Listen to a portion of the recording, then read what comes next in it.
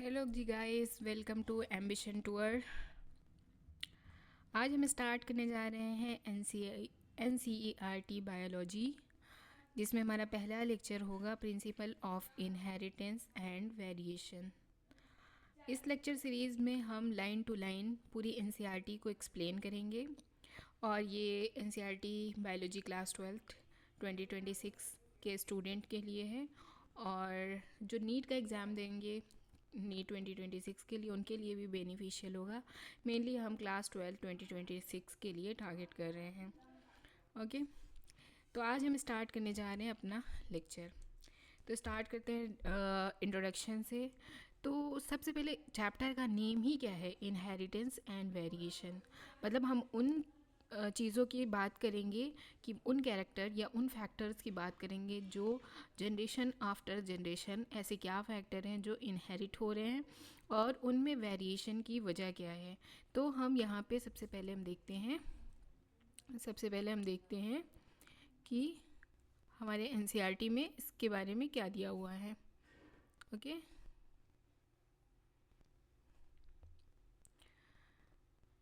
Have you ever understand why an elephant always give birth only to baby elephant and not some other animal? इसमें ये कहा गया है कि elephant जो होता है वो जब बर्थ देता है, जब जन्म देता है, तो उनका जो बच्चा होता है, जो बेबी होता है, वो एलिफेंट ही क्यों होता है, मतलब बेबी एलिफेंट ही क्यों होता है।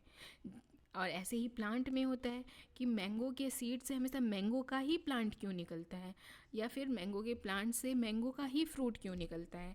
तो ये चीज़ सोचने वाली बात थी, मतलब कि ये वाली हम बहुत आश्चर्य की बात थी कि जो ऑर्गेनिज्म होते हैं वो अपने ही जैसे ऑर्गेनिज्म को क्यों रिप्रोड्यूस करते हैं। मतलब ऐसा क्या फैक्टर है, ऐसी क्या चीज़ें हैं हमारी बॉडी में जो ऑर्गेनिज्म को मतलब अगली ऑर्गेनिज्म में ट्रांसफ़र हो रही हैं एज इट इज़, और हम अपने जो ऑर्गेनिज्म है वो अपने पेरेंट्स की तरह ही दिखते हैं। तो इस चैप्टर में हम बेसिकली इसी बात को डिस्कस करेंगे कि वो क्या चीज़ें हैं जो हमारे पेरेंट्स से हम में आ रही हैं और जिसकी वजह से हम अपने पेरेंट्स के आइडेंटिकल दिख रहे हैं, हम अपने पेरेंट्स के जैसे दिख रहे हैं, और ऐसी क्या चीज़ें हैं जिससे जिसकी वजह से हम थोड़ा थोड़ा अपने पेरेंट्स से डिफरेंट भी दिखते हैं। तो वही बात यहाँ पे डिस्कस की गई है। यहाँ पे देखिए, given that are offspring identical to their parents. जो बच्चे होते हैं वो कैसे होते हैं, वो आइडेंटिकल होते हैं अपने पेरेंट्स के। मतलब जो बच्चे होते हैं वो अपने पेरेंट्स के जैसे ही दिखते हैं। सम टाइम उनमें कुछ डिफरेंसेस भी होते हैं, कुछ कैरेक्टरिस्टिक जो होते हैं वो हमारे पेरेंट्स से अलग भी होते हैं, कुछ कैरेक्टरिस्टिक ऐसे होते हैं जो हमारे पेरेंट्स से सिमिलर होते हैं। और हम कभी कभी अपने सिबलिंग्स को देखते हैं, कुछ कुछ सिबलिंग्स को हम देखते हैं कि वो एकदम exactly total A to Z match करते रहते हैं। कभी कभी ऐसा होता है कि कुछ चीज़ें सिमिलर होती हैं, कुछ चीज़ें डिफ़र होती हैं, कुछ कैरेक्टरिस्टिक डिफरेंट होते हैं। कभी कभी ऐसा होता है कि दो सिबलिंग्स होते हैं लेकिन बिल्कुल ही अलग होते हैं, एकदम ही डिफ़र करते हैं। जैसे मान लीजिए कि हम अपने ग्रैंड पेरेंट्स की बात करते हैं। Just 1 second. जैसे हम ग्रैंड पेरेंट्स की बात करते हैं तो ग्रैंड पेरेंट्स के बाद हमारे कौन से आते हैं, फादर फिगर आते हैं। फादर फिगर में हमारे अंकल आंटी, मतलब फादर फिगर में हमारे फादर के ब्रदर वगैरह आ जाते हैं। तो इसमें और यहाँ एक जनरेशन, हम 3 जनरेशन की बात करते हैं, यहाँ एक जनरेशन हम हैं। तो यहाँ पे ये ग्रैंड पेरेंट हो गए, ये फादर फिगर हो गए, ये न्यू जनरेशन, न्यू ऑफस्प्रिंग हो गए। ठीक है, तो हम यहाँ 3 जनरेशन की बात करते हैं। तो जो जैसे हमारे ग्रैंड पेरेंट्स हैं, तो ग्रैंड पेरेंट्स हो सकता है मे बी हमारे फादर के सिमिलर हो। मेरे फादर जो हमारे फादर हैं वो हो सकते हैं ग्रैंड पेरेंट के सिमिलर हो सकता है हमारे फादर बिल्कुल ग्रैंड पेरेंट से बिल्कुल डिफरेंट हो। हमारे अंकल, हमारे और भी जो फादर मतलब फादर के ब्रदर हैं वो सब हो सकते हैं हमारे ग्रैंड पेरेंट्स से मिलते हों, मे बी नहीं मिलते हो। ये भी पॉसिबल है कि हमारे ग्रैंड पेरेंट से हमारे फादर बिल्कुल भी नहीं मिलते हों, मतलब एकदम आइडेंटिकल नहीं हो। बट जो हम मतलब मेरे फादर के सन, मतलब जो हम लोग हमारी जनरेशन है उसमें हो सकता है हम अपने ग्रैंड पेरेंट्स की तरह दिखते हो, हम अपने पेरेंट्स की तरह ना दिखते हो, ऐसा भी पॉसिबल है। तो इसमें यही चीज़ कही गई है कि इस चैप्टर में बेसिकली हम इसी को डिस्कस करेंगे कि ऐसे क्या फैक्टर हैं जो हमारे जो ट्रांसफ़र होते हैं फादर से जो ट्रांसफ़र होते हैं फादर से ऑफस्प्रिंग में, और अगर उसमें कुछ चेंजेस होती हैं तो उसके पीछे का कारण क्या है। तो इन सब बातों को हम इस चैप्टर में डिस्कस करेंगे। ठीक है, नेक्स्ट स्लाइड हमारी क्या है? नेक्स्ट स्लाइड में हम बात करते हैं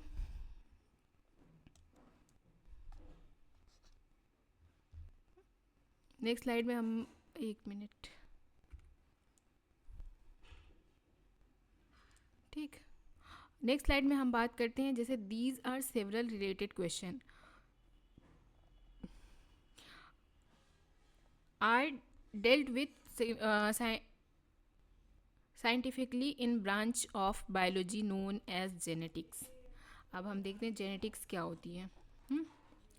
जेनेटिक्स बायोलॉजी की वो ब्रांच होती है, जेनेटिक्स बायोलॉजी की वो ब्रांच होती है जहाँ पे हम डिस्कस क्या करते हैं, जहाँ पे हम डिस्कस करते हैं इन सारी चीज़ों को, इन सारी चीज़ों को, इनहेरिटेंस को और वेरिएशन को। जेनेटिक्स में हम क्या डिस्कस करते हैं, इनहेरिटेंस को और वेरिएशन को। जेनेटिक्स बायोलॉजी की वो ब्रांच है जहाँ पे हमारे ये सारे सवालों का जवाब है कि हमारे मतलब जो ऑर्गेनिज्म होते हैं वो अपने अपने पेरेंट्स के जैसे क्यों दिखते हैं, या फिर कुछ कुछ कैरेक्टरिस्टिक जो होते हैं हमारे वो पेरेंट्स से डिफ़र करते हैं, वो उनकी वजह क्या है। ये इन सारी बातों को हम जिस बायोलॉजी के ब्रांच में पढ़ते हैं उस ब्रांच को क्या बोलते हैं, जेनेटिक्स बोलते हैं। The subject deal with inheritance as well as variation of the character from parent to offspring. यही बात इसमें कही गई कि ये वो कैरेक्टर हैं जो हमारे ये वो कैरेक्टर हैं जो पेरेंट्स से ऑफस्प्रिंग में ट्रांसफ़र होते हैं। कुछ इनहेरिटेड होते हैं, मतलब कुछ कैरेक्टर ये होते हैं जो एज इट इज़ इनहेरिट हो जाते हैं, कुछ कैरेक्टर ऐसे होते हैं जिनमें वेरिएशन आ जाता है। अब हम देखते हैं इनहेरिटेंस क्या होता है। हम डिस्कस करते हैं कि इनहेरिटेंस के बारे में और वेरिएशन, दो हम बार बार ये टर्म यूज़ करेंगे पूरे इस चैप्टर में। इनहेरिटेंस को और वेरिएशन को हम बार बार डिस्कस करेंगे। तो सबसे पहले हम देखते हैं इनहेरिटेंस क्या होता है, दूसरा हम देखेंगे क्या वेरिएशन क्या होता है। ठीक, तो इनहेरिटेंस होता है, इनहेरिटेंस एक प्रोसेस है। Inheritance is a process by which character are passed on from parent to progeny. It is basis of heredity. इसमें कहा गया है इनहेरिटेंस वो कैरेक्टर है जो हमारे पेरेंट्स से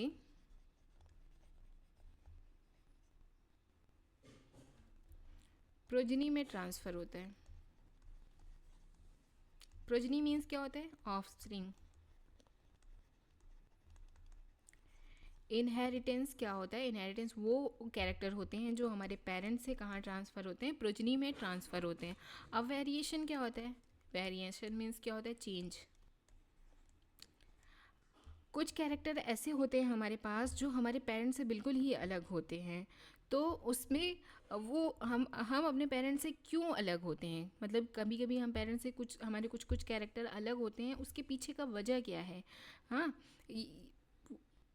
पेरेंट्स से जब हम पेरेंट्स से बिल्कुल डिफ़र करते हैं तो इसके पीछे का रीज़न क्या है, ये हम किस में पढ़ेंगे, वेरिएशन वाले टॉपिक में पढ़ेंगे। एक हम पढ़ेंगे इनहेरिटेंस, दूसरा हम क्या पढ़ेंगे, वेरिएशन। ठीक है, human knew from the as early as 8000 to 1000 BC that one of the cause of variation was hidden in sexual reproduction. Human 8000 से 1000 BC पहले से ही ये बात जानते थे कि जो ये वेरिएशन की वजह है, जो मतलब चेंजेस की वजह है, वो किस में छुपा हुआ है, वो सेक्सुअल रिप्रोडक्शन में छुपा हुआ है। मतलब कि वेरिएशन का कॉज क्या है, वेरिएशन का कारण क्या है, सेक्सुअल रिप्रोडक्शन। क्या है? Sexual reproduction. वेरिएशन का कॉज क्या है? Sexual reproduction. मतलब कि जो हमारी बॉडी में वेरिएशन आती है, हमारे पेरेंट्स से जैसे हम वेरिएट करते हैं, या हमारे कुछ कैरेक्टरिस्टिक ऐसे होते हैं जो पेरेंट्स से अलग दिखते हैं, उसकी वजह क्या होती है? उसकी वजह सेक्सुअल रिप्रोडक्शन होती है। ये बात ह्यूमन बीइंग कब जाने थे?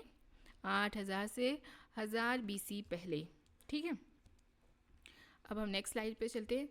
तो दे exfoliated the variation that were naturally present in the wild population of the plant and animal to selectively breed and select for the organisms that are possess desirable character। ठीक है, तो यहाँ पे इन्होंने बताया कि हम तो वो उसी टाइम वाइल्ड पॉपुलेशन को लेते थे, मतलब जंगली जानवरों को लेते थे, जंगली जानवर या जंगली एनिमल को वाइल्ड पॉपुलेशन को लेते थे, वाइल्ड पॉपुलेशन को लेते थे और कुछ selectively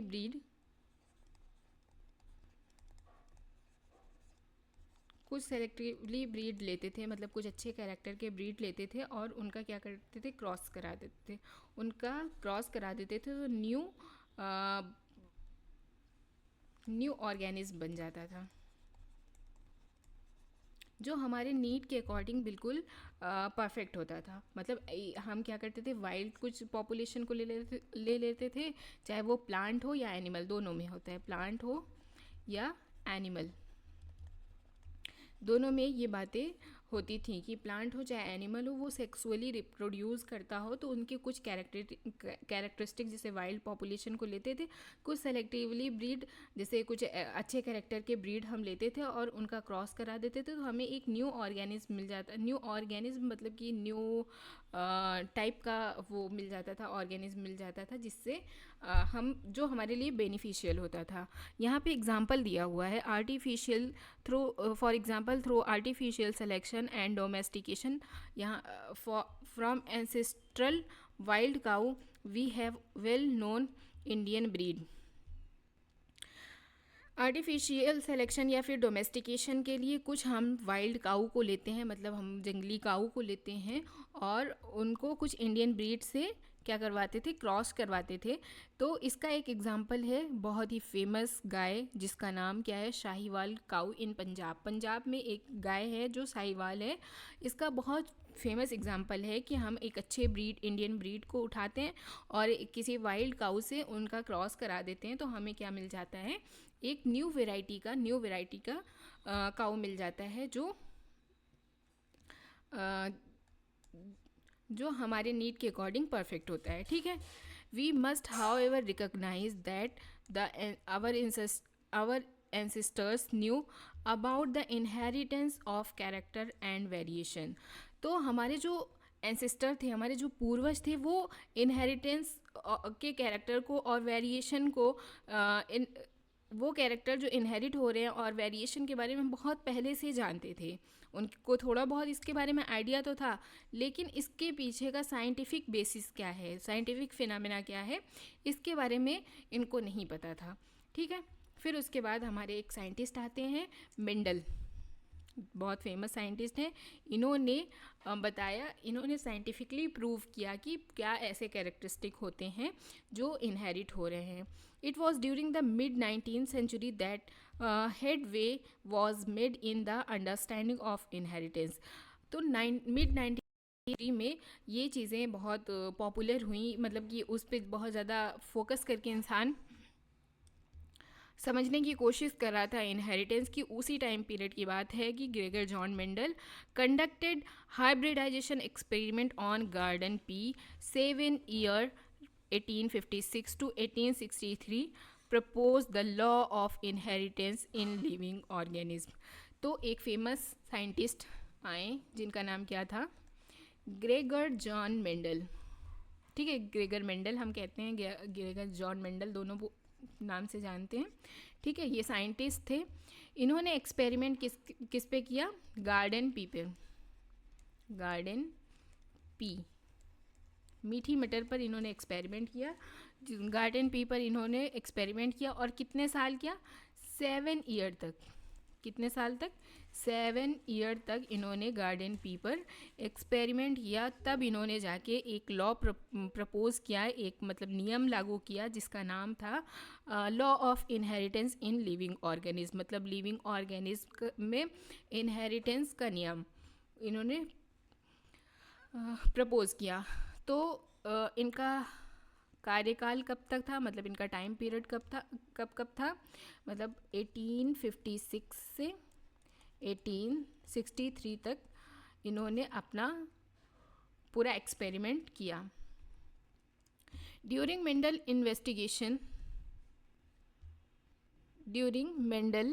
investigation into inheritance pattern, it was for the first time that statistical analysis, mathematical logic were applied problem in biology. His experiment had large sampling size, have gave greater credibility to data that he collected. तो Mendel के time period पे जब Mendel investigate कर रहे थे तब पहली बार जो स्टैटिकल एनालिसिस था, स्टैटिकल एनालिसिस बायोलॉजी में यूज़ हुआ फर्स्ट टाइम। बायोलॉजी में फर्स्ट टाइम स्टैटिकल मतलब मैथमेटिक्स का यूज़ बायोलॉजी में फर्स्ट टाइम बायोलॉजी में स्टैटिकल एनालिसिस का यूज़ यानी मैथमेटिक्स का फर्स्ट टाइम जो है मेंडल ने मैथमेटिक्स का बायोलॉजी में फ़र्स्ट टाइम यूज़ किया था। इससे पहले किसी ने बायोलॉजी में मैथमेटिक्स का यूज़ नहीं किया था। His experiment had a large sampling size, मतलब जो इन्होंने एक्सपेरिमेंट किया था उसका सैम्पलिंग साइज़ भी बहुत बड़ा था और इस वजह से इन्हें डाटा कलेक्ट करने में कोई प्रॉब्लम नहीं हुई। Also confirm his influences from experiment on successive generation of his test plant proved that his result pointed to general rule inheritance rather than being unsubstantiated ideas. तो इनका जो एक्सपेरिमेंट था वो जनरेशन आफ्टर जनरेशन, मतलब ये 7 generation तक,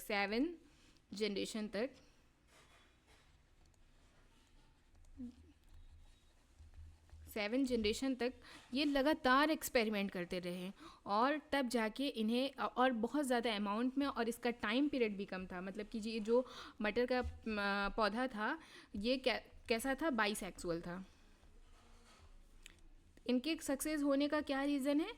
पहले मटर का पौधा कैसा था, बाइसेक्सुअल था, और इन्होंने एक्सपेरिमेंट कैसे किया, सक्सेसिव। एक मिनट,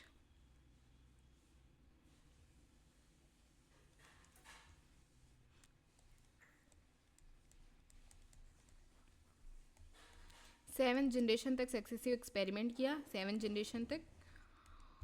और तीसरा रीज़न क्या था, बाइसेक्सुअल था, सक्सेसिव, और टाइम पीरियड कम था। जनरेशन का जो टाइम पीरियड था वो भी कम था, जनरेशन का टाइम पीरियड भी कम था और बाइसेक्सुअल था, सक्सेसिव। इन्होंने 7 जनरेशन तक सक्सेसिव एक्सपेरिमेंट किया था। और भी आगे कॉज हैं, ये 3 कॉज यहाँ पे हो गए। Mendel investigate the character of garden pea plant were manifested to opposite trait. और एक और यहाँ पे रीज़न मिल गया, 3 रीज़न हमने यहाँ बताया था ना कि बाइसेक्सुअल था, 7 जनरेशन तक यूज़ किए थे और टाइम पीरियड कम था। फोर्थ रीज़न क्या हुआ मेंडल के सक्सेस का? फोर्थ रीज़न मेंडल के सक्सेस का ये हुआ कि इन्होंने जो गार्डन पी लिया था उसमें टू अपोजिट ट्रेड को लिया था, अपोजिट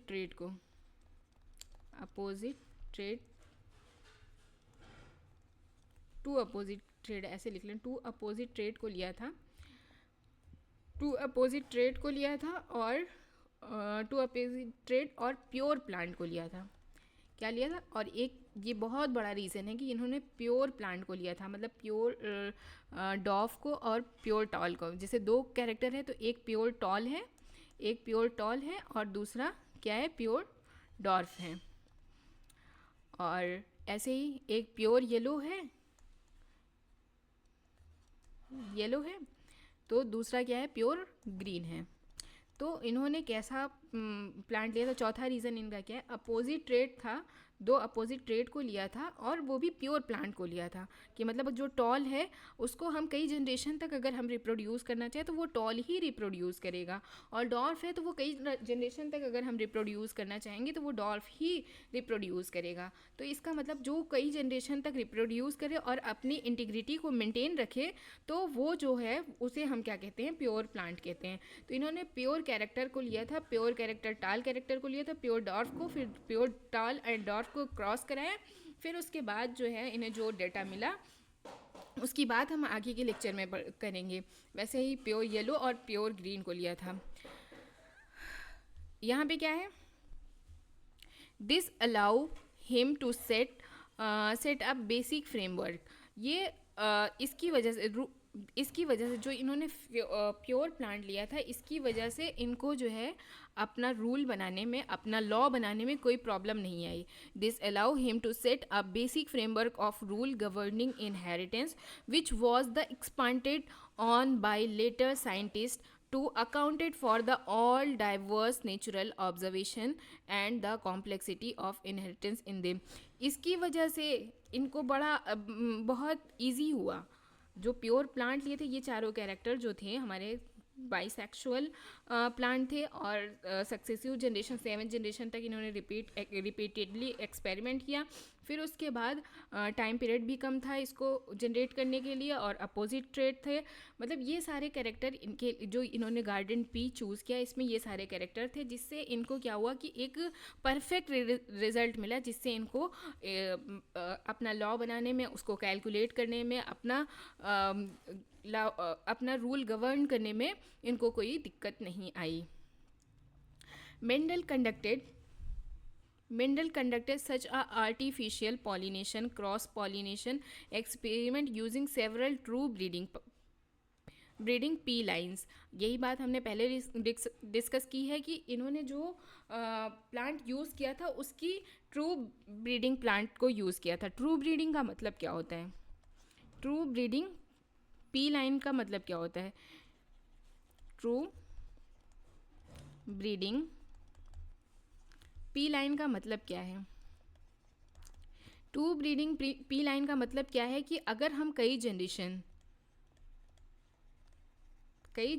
तक इसको जनरेट करते हैं, मतलब इसको रिप्रोड्यूस करते हैं। जैसे मान लीजिए ये टॉल प्लांट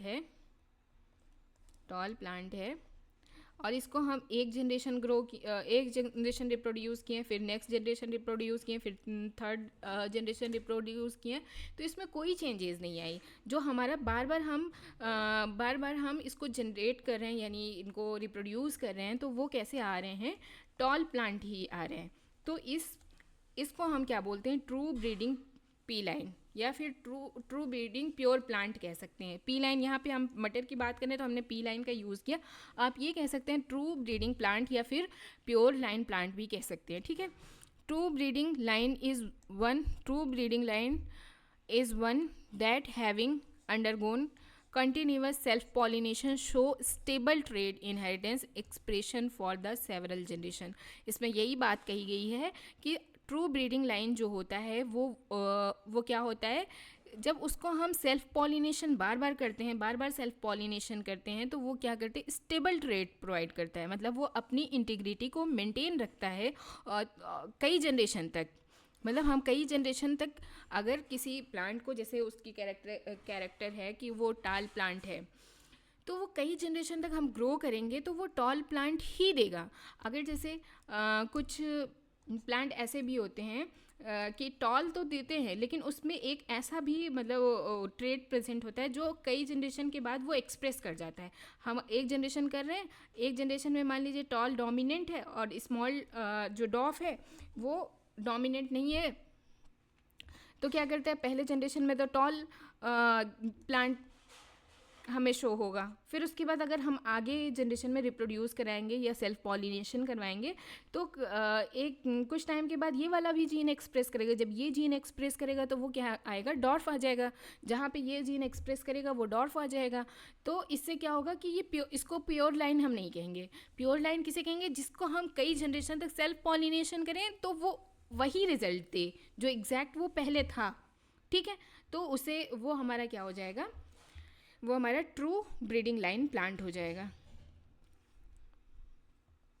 मेंडल मेंडल क्यों सेलेक्ट हुए, उसके पीछे का रीज़न क्या है। मेंडल ने अपने एक्सपेरिमेंट को मेंडल के एक्सपेरिमेंट को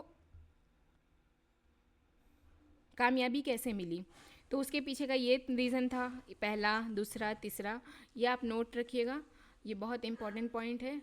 फिर उसके बाद हम यहाँ पे बात करते हैं नेक्स्ट, ये भी ट्रू ब्रीडिंग लाइन, ये भी एक इम्पॉर्टेंट पॉइंट है। फिर अब हम बात करते हैं Mendel selected 14 true breeding P plant variety. मतलब मेंडल ने क्या किया, 14 ट्रू ब्रीडिंग पी प्लांट की वेराइटी को सेलेक्ट किया। मतलब पी प्लांट के 14 कैरेक्टर को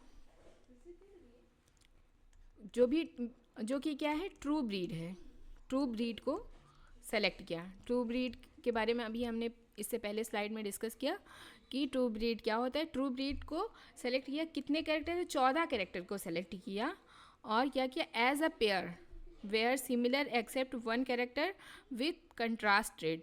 मतलब कि उन्होंने पेयर एक का सिमिलर पेयर, मतलब कंट्रास्ट 7 पेयर कैरेक्टर उन्होंने चूज़ किए। मतलब 14 कैरेक्टर तो टोटल सेलेक्ट किया था, लेकिन पेयर में अगर हम कहेंगे तो कितना, 7 पेयर ऑफ कैरेक्टर को मेंडल ने चूज़ किया था। ठीक है, some of the contrasting trait selected were smooth और रिंगल सीड।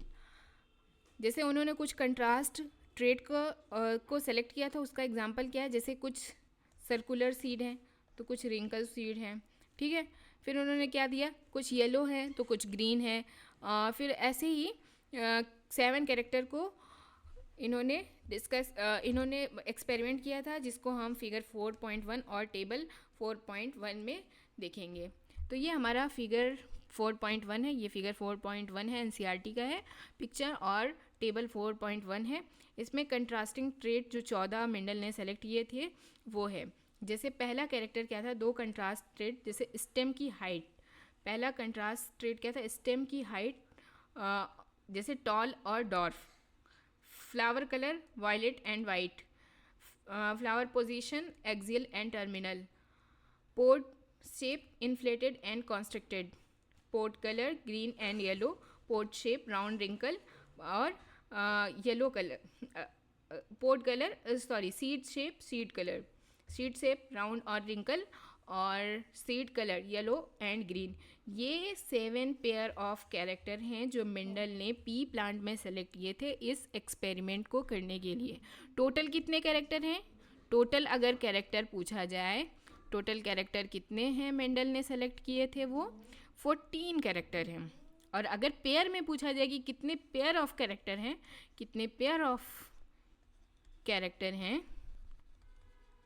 तो वो कितने हैं, 7। ठीक है, तो ये 7 कैरेक्टर, ये 7 पेयर ऑफ कैरेक्टर है। Seed shape, seed colour round और seed shape round and wrinkle, seed colour yellow and green, flower colour violet and white और pod shape full and constricted, pod colour green and yellow और flower position axial and terminal और stem height tall and dwarf. ये 7 pair of character जो Mendel ने select किए थे अपने experiment के लिए। ओके, फिर यहाँ पे हमारा लेक्चर ख़त्म होता है। Thank you so much for watching.